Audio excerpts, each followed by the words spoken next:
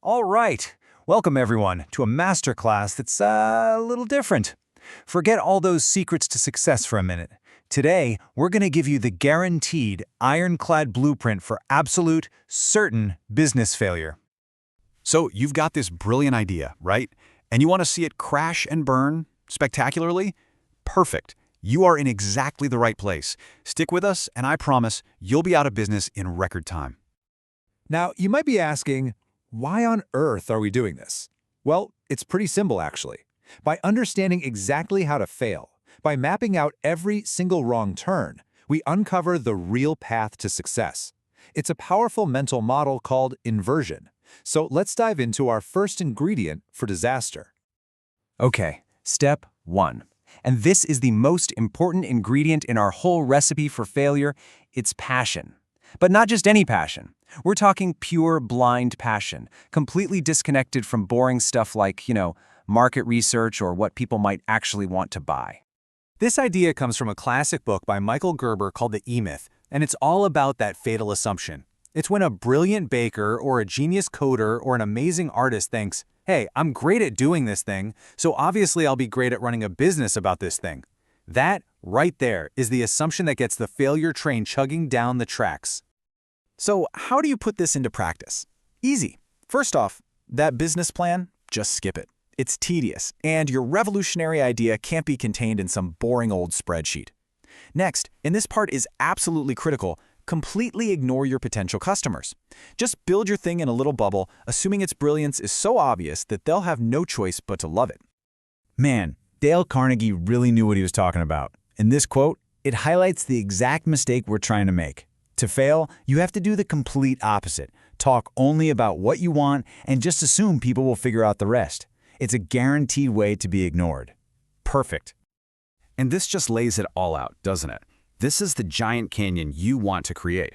On one side, you have your passion project, filled with all the cool features you love. And way over on the other side, you have the customer's actual nagging problem. The wider you make that gap, the faster you fail. You'll build something magnificent that absolutely nobody is willing to pay for. All right, so you've successfully ignored the entire outside world. Now it's time to ignore anyone who could possibly help you. To guarantee failure, you have to embrace what we'll call the do-it-all delusion. It's time to become a lone superhero.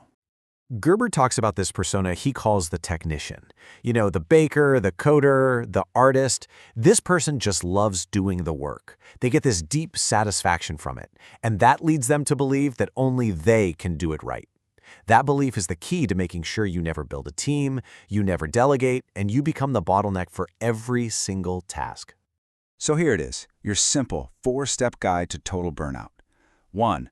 You must become the company's best accountant, marketer, salesperson, and janitor all at once. 2. Trust no one, because obviously they won't do it as well as you. 3. Never, ever delegate. And 4. Work around the clock. Sleep is for people who want their businesses to succeed. And hey, on the very slim chance you get so overwhelmed that you actually hire someone, here's the secret move. You don't actually manage them. No, you just dump a mountain of work on their desk and run away. That's not delegation. That is management by abdication, and it is a fantastic way to create chaos, resentment, and ensure that nothing gets done right. All right, we've ignored our customers, and we've ignored our own limits. It is time for the final nail in the coffin, a complete and utter detachment from financial reality.